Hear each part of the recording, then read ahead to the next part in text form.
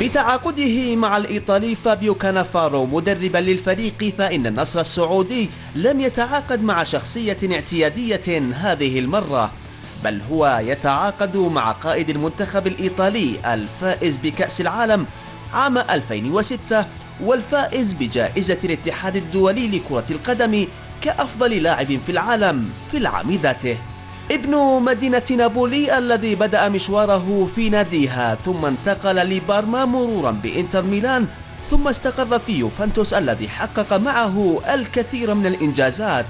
ذاك كانافارو لاعب كرة القدم. أما كانافارو المدرب فهو في حقيقة الأمر لا يملك سجلا يمكن التعويل عليه من أنصار العالمي.